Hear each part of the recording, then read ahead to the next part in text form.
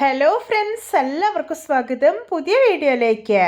ഇന്ന് ഞാൻ വന്നിട്ടുള്ളത് വളരെ രുചികരമായിട്ടുള്ളൊരു നാടൻ പലഹാരമായിട്ടാണ്. വളരെ ഈസി ആയിട്ട് തയ്യാറാക്കി എടുക്കാൻ പറ്റുന്ന നല്ല ക്രിസ്പി ആയിട്ടുള്ള പപ്പടവടയാണ് കേട്ടോ ഇന്ന് ഇവിടെ ഉണ്ടാക്കാൻ പോകുന്നത്. വീഡിയോ കണ്ടിട്ട് ഇഷ്ടപ്പെടുവാണെങ്കിൽ ലൈക്ക് ചെയ്യുക, ഷെയർ ചെയ്യുക, കമൻറ്റ് ചെയ്യുക, ചാനൽ സബ്സ്ക്രൈബ് ചെയ്യാനും മറക്കരുതേ. പിന്നെ ഫേസ്ബുക്കിലൂടെയാണ് വീഡിയോ കാണുന്നതെങ്കിൽ പേജ് ഫോളോ കൂടി ചെയ്യണേ. ഒപ്പം നമുക്ക് നേരെ വീഡിയോയിലോട്ട് പോവാം. ആദ്യം പപ്പടവടയ്ക്കുള്ള മാവ് റെഡിയാക്കി എടുക്കാം. അതിനായിട്ടൊരു ബൗളിലോട്ട് 6 ടേബിൾ സ്പൂൺ വറുത്ത അരിപ്പൊടി ഇട്ടുകൊടുക്കാം. ഇത് പത്തിരിയും ഇടിയപ്പമൊക്കെ ഉണ്ടാക്കാൻ വേണ്ടി എടുക്കുന്ന വളരെ നൈസായിട്ടുള്ള പൊടിയാണ്. ഇനി ഇതിലോട്ടൊരു 3 ടേബിൾ സ്പൂൺ കടലപ്പൊടി ഇട്ടുകൊടുക്കാം.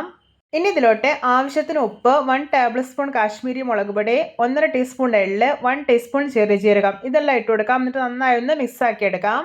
ഇനി ഇതിലോട്ട് 1/2 ഗ്ലാസ് വെള്ളം ഒഴിച്ചു കൊടുക്കാം. ഞാനിവിടെ നോർമൽ വാട്ടറാണ് ഒഴിച്ചിട്ടുള്ളത്. എന്നിട്ട് ഒട്ടും കട്ടകളൊന്നും ഇല്ലാതെ ഒന്ന് മിക്സാക്കി എടുക്കാം.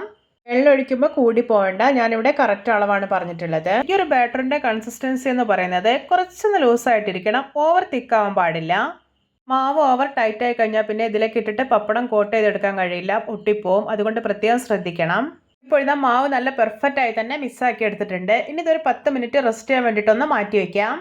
ഇപ്പം മാവ് റെസ്റ്റ് ചെയ്യാൻ വേണ്ടി വെച്ചിട്ട് ഒരു 10 മിനിറ്റ് ആയിട്ടുണ്ട്. ഞാനിവിടെ ഒരു 6 പപ്പടം എടുത്തിട്ടുണ്ട്. ഇനി ഓരോ പപ്പടമായിട്ട് ഈ ഒരു മാവിലേക്ക് ഇട്ട് കൊടുക്കാം. എന്നിട്ട് നന്നായി ഒന്ന് കോട്ട് ചെയ്തെടുക്കാം. പെട്ടെന്ന് തന്നെ കോട്ട് ചെയ്തെടുക്കണം, അല്ലെങ്കിൽ ഈ പപ്പടം ഈ മാവിലോട്ട് അലിഞ്ഞു വീഴും.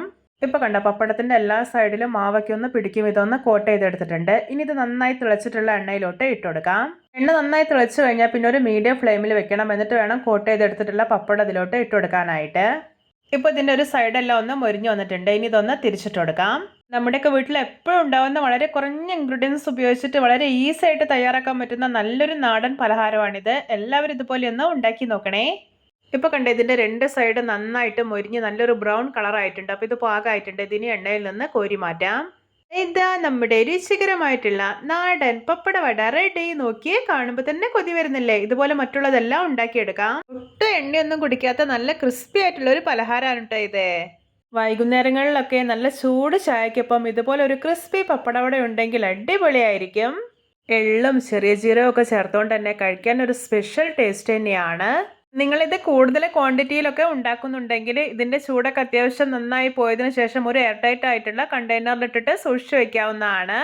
എല്ലാവർക്കും എൻ്റെ നാടൻ പലഹാരം പപ്പടവട റെസിപ്പി ഇഷ്ടപ്പെട്ടെന്ന് വിചാരിക്കുന്നു. ഇഷ്ടപ്പെട്ട സപ്പോർട്ട് ചെയ്യാൻ മറക്കരുതേ. അപ്പോൾ ഇതുപോലെയുള്ള വെറൈറ്റി വീഡിയോകളായി നമുക്ക് വീണ്ടും കണ്ടുമുട്ടാം. Okay, bye bye.